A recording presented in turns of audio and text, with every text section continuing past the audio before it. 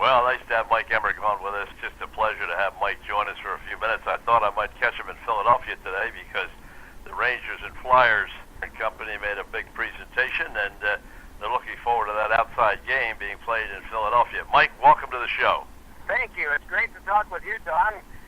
You guys have plenty to follow here tonight. Not only are the Flyers and Rangers actually playing a game tonight on Versus, it's not one that I'm involved in doing. But you mentioned baseball, and out here in Michigan, they're pretty proud of their baseball team out here, and for a strange reason, they're pretty proud of the professional football team, and you wouldn't have said that many times in the last quarter century. Well, you're absolutely right, and the one thing, Doc, the Rangers and Flyers going at it tonight at the Wells Fargo Center, where we had a chance to chat about that just for a second before you joined us, and so it was a great opportunity for Ed Snyder and all the folks from the Rangers to get together, and they had a little softball game over on the baseball field prior to or following the ceremonies today. So it's been quite an event to move it to the outside, and we've talked a lot about it. And just get some of your thoughts on the outside games. Well, I think it was a tremendous idea at first, and the real question I think in the minds of NBC and the NHL is how do we capture the imagination of people in the United States to draw attention to hockey? Well, there's one day that people tend to watch anything that moves, and that's New Year's Day, and it usually is college football. And I know at the time of our first game, Michigan was playing Florida in one of the bowl games, and that was at a time when Michigan had not collapsed yet as a football program. They're starting back now, and they've certainly had a good start to this season, so maybe that's the road back. But they thought, well, who's the hottest draw in the league? And at that time, it was Sidney Crosby, and if he were healthy, it'd probably still be the case. Well, who has the most chaotic weather and the most unpredictable and would draw attention to itself just because it was an outdoor game there? And the answer came out in spades, Buffalo, New York. So sure enough, that was the first one, and it was overcast first period, sleet in the second, snow in the third, and overtime, and snow still falling when the game ended. So it lived up to that sort of chaotic billing, and then they started to go to real exciting venues that, like Wrigley Field and Fenway Park. So it's really it was a wonderful idea. It's had a terrific run, and this year, because of the NFL being on January 1st, the game has to be played on the 2nd in the afternoon in Philadelphia with the Rangers. Mike Emrick, our special guest, and Mike, we ought to talk a little bit about the fact that you were the voice of the Devils. You made that move because now Versus has joined NBC, and they're going to be covering so much of the hockey during the course of the season, as well as the playoffs, so that's got to be a little bit exciting for you as well. Yeah, I think in the regular season I'm doing 54 games, and that's not even half of the number of games they're covering, so they're going to be very busy. The first weekend we have 2 games in one night. We have Pittsburgh at Vancouver after Philadelphia invades Boston on opening night. The next afternoon, the Rangers and Kings play in Stockholm. And so that game will be carried on Versus at 1 o'clock Eastern Time. And so it's going to be a real interesting start. We're going to have a very busy time right at the beginning. And NBC this year will have a game on Black Friday, the day after Thanksgiving. That'll be Detroit up in Boston, which should be fun to watch. And then they'll have the Winter Classic, as mentioned, on the 2nd, and their Sunday afternoon game as we get into January. There's a lot of reason, I think, to be excited about what all NBC and Versus has going, and I'm just flattered that they wanted me to climb aboard with them. Doug, jump in. Yeah, Mike, Doug Miles, good to have a chance to talk to you. I've enjoyed your work for such a long time, and we saw last year, I think the ratings were even higher than I think maybe NBC thought they'd be for hockey. I think hockey is on an upswing, don't you think, Mike? Yeah, the day before the 7th game in Vancouver, I know one of our production staff that's really attuned to ratings, which I'm not, said, boy, we'd just love to have a 4. We think a 4 would be really good, and it turned out to be 5+. So they were happy with that, and I think, you know, when you consider the previous finals, they had Detroit and Detroit and Pittsburgh back-to-back years, and those just went through the roof. You think, okay, Chicago, Philadelphia, I don't know if it will be as good as Detroit-Pittsburgh. Well, it was. And then last year it turned out to be one of the second-best ratings they'd ever had in a final. So that doesn't necessarily reflect the telecast as much as it does the interest in hockey, the fact that the games are competitive, and these guys are thoroughbreds that just compete night in, night out, and they leave it out there. Nick Lidstrom, I know it's an old stat that I've quoted a few times, has probably played 400 games in 4 years if you count playoffs and preseason games and an occasional All-Star appearance, plus Olympics one year. But I don't know. I can't seem to find a bad game that he's played because, when the puck drops, you know what it's like, Don, because you drop them. When the puck drops, they become real competitive people, and they forget about how much they've worked. Well, I'll tell you, we were a little disappointed down in Florida, even though I'm in New Jersey right now. I'll be heading down to Sarasota on the 11th of next month. But I'll tell you, that series prior to the finals, involving the Lightning, I don't think there was a bad game in the entire match, and it was just a sensational seventh game. I still remember Tim Thomas's magnificent save and also his shutout in the seventh game. And there are always questions raised about goaltenders unless they win all 16 in a row. Then they don't raise questions about them. They have one game in which you let in 3. Why? I don't know. Maybe the goaltender's getting too tired. How many games did he play in the regular season? Well, Tim Thomas just threw it right back in their faces and showed not only could he play the game well, but he responded to all of the press attention beautifully. And what a gentleman. So what a mark gentleman. Of a real professional. No question about it. Just a gentleman throughout the entire, and every time he did a post-game interview, and you saw many more than I did, he never, ever took the credit. He always shared. He gave all the credit in the world to his defenseman and his forechecking, and never said a thing about what he did. I think the other thing, too, Don, that I noticed was when he was asked a question, sometimes he would pause, which meant that he was actually thinking. He was not going to dial up the most credible cliche he could come up with. He actually thought about the question and then came back with his answer. And his answers were not typical. And part of the reason was he took the time to think about what he was going to say next. Now that sounds like what most people would do, but it's really exceptional when you're able, under the spotlight and under the pressure and of all that a goaltender has to do in the playoffs, to come up with that too. Doug?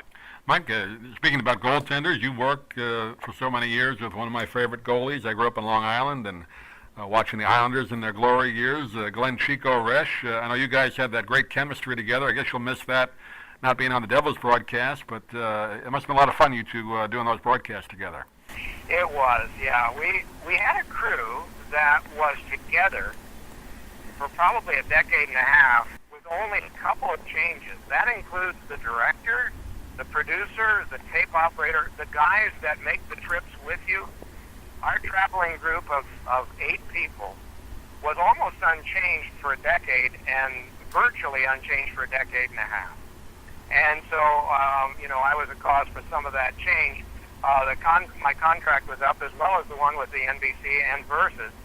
And rather than doing 120 regular season games, it seemed reasonable to try to get back down to, a total of 120 total games, including playoffs. I was able to cut about 30 games off of that by going with Versus and NBC exclusively.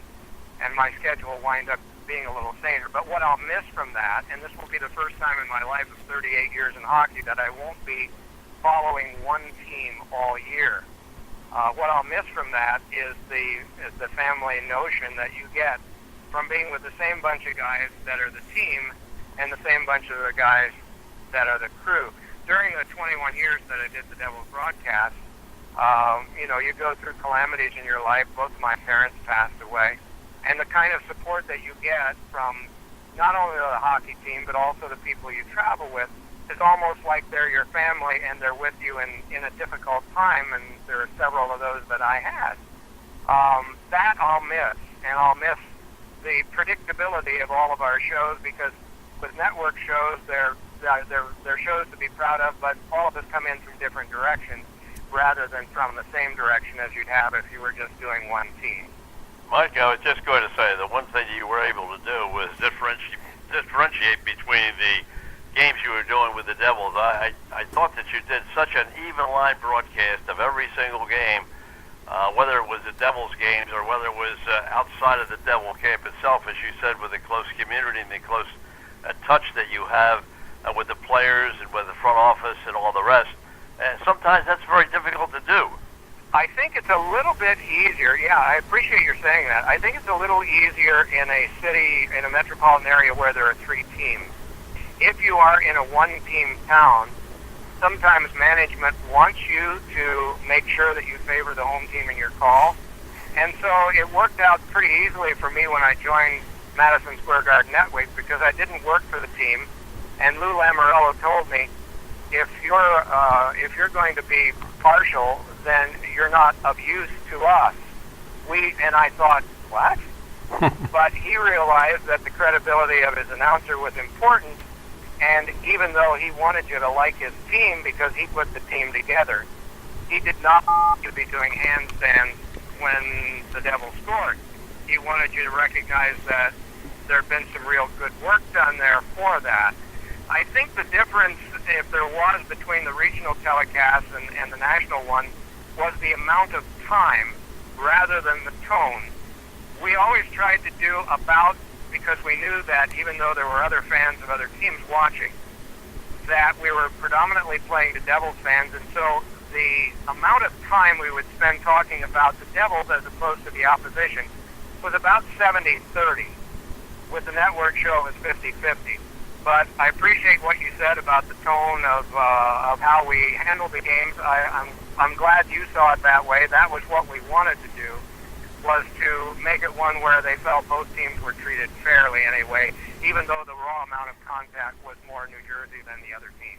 Doc Emrick is our guest on the show, 714-409-0535. If you'd like to call in and ask a question of Doc. And I got to ask you, Doc, just kind of being a hockey fan all my life, had a chance to do a little play-by-play on it, but I think the great thing about watching hockey on TV, you can almost do a radio play-by-play on the telecast as opposed to other sports where you have to cut it back a little bit. Is that your approach to it? Because you do almost a radio play-by-play. If you weren't watching the screen, you could tell what was happening just by listening to you. Yeah, to an extent. We don't do near boards, far boards a lot, or right wing circle, left wing circle, because they can see that. However, the one thing that television coverage is limited to is that to follow it from the center stripe, we have to be very wide. And so there are times that it's difficult at home, even with the wonderful high-definition sets, which do bring the players up closer and do make the pictures clear. Sometimes it's difficult for you sitting at home to identify players. So that is the part of the radio call that I've tried not to abandon, where at least I identify who has taken the puck carrier out, who has it next, and where there's time to mention the names of those who have it. But direction and position we don't do as much, but identification I think is just as important on TV as radio.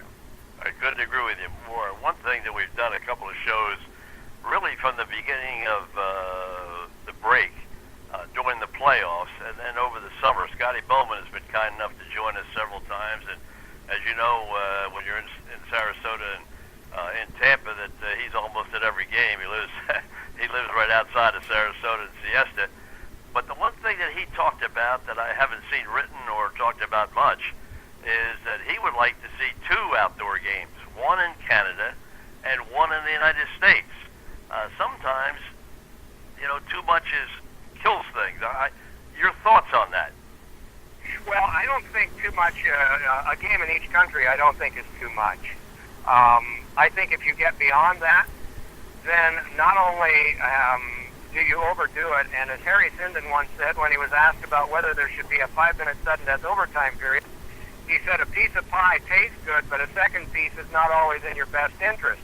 That was his argument for not allowing overtime. Eventually it came in, but I never forgot that. Sometimes you can have too much, but I think one in each country is fair.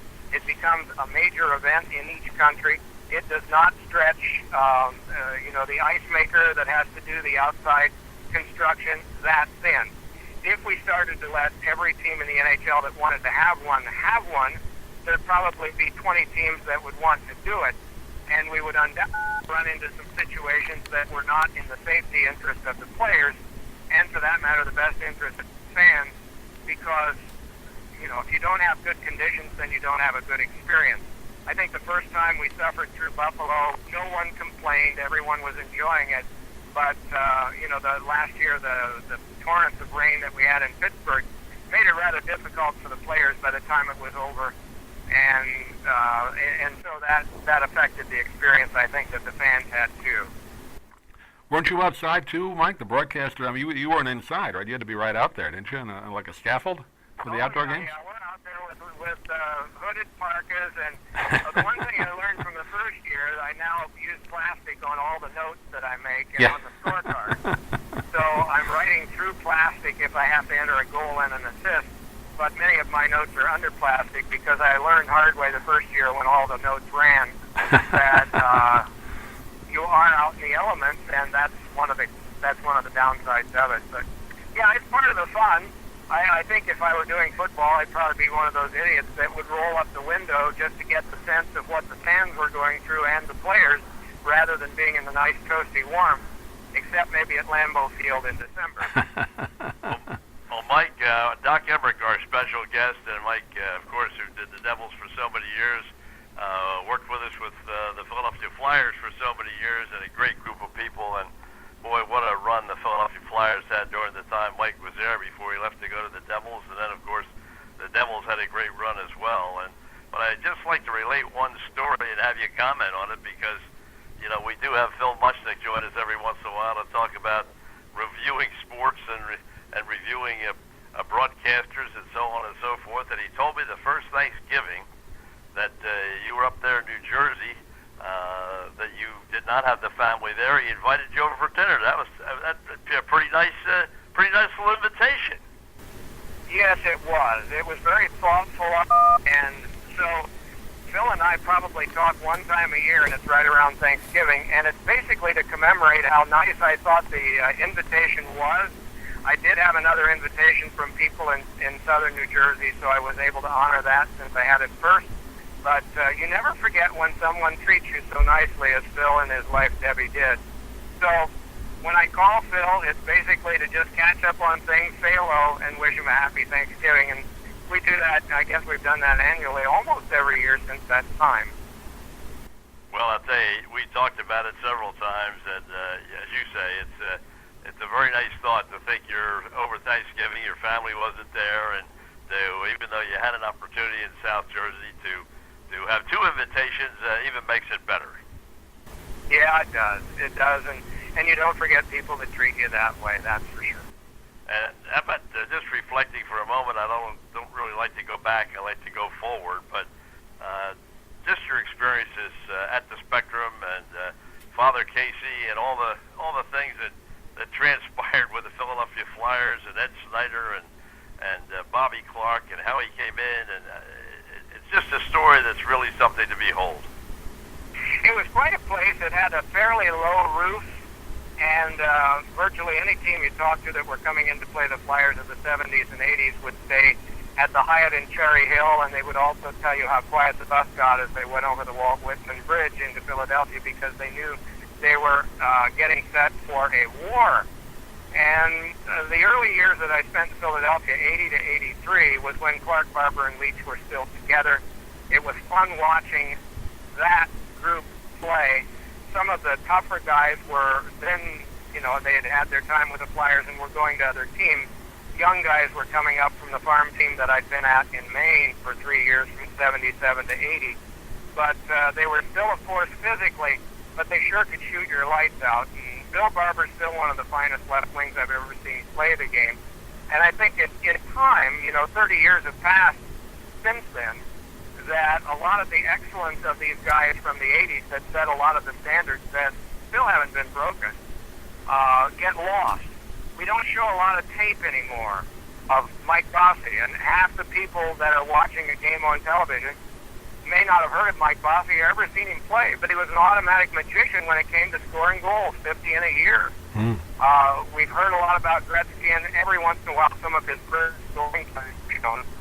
But we all have things differently if we were in charge. I guess one thing I'd do is try to dig out some of that old video just to give people an idea of what the game was once like.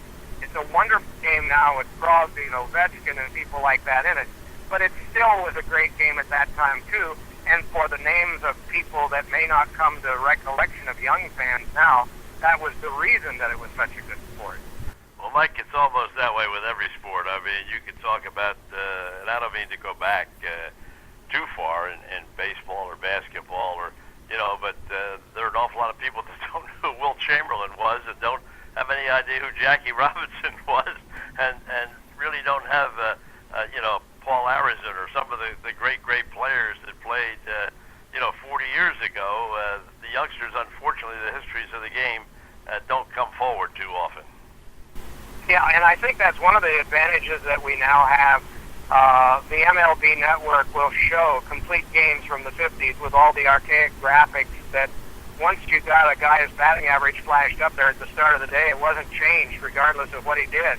Right. Because, the graphics were, it took a lot. You had to put individual numbers on a piece of black cardboard, and you superimposed it by using a camera over there. Well, you weren't going to do that every time every hitter came up. So it's fun to see those games again. Also, as Phil would point out if he were on with you now, how quickly those games were played because there weren't these interminable periods of time for commercials and pitching changes and all of that went on. But I think with the individual cable networks that we have now for the NHL and for MLB and for the NBA, now we have the vehicle, particularly in the summertime, to see some of those old games that were played. I know there was a Vancouver Islanders playoff game from 1982 that was shown this summer. Well, good. Even though it's almost 30 years old and maybe not a lot paid attention to it, at least some people, oh yeah, Brian Trottier, I've heard of him. Well, there he is out there playing so you can see what it was like. Well, the other thing that has hit hockey as well, by the time they come out and clean the ice 2 or 3 times during a period and call timeouts and go to the commercials, that game is slowed down as well, but at least it doesn't come to a stop. No, that's right.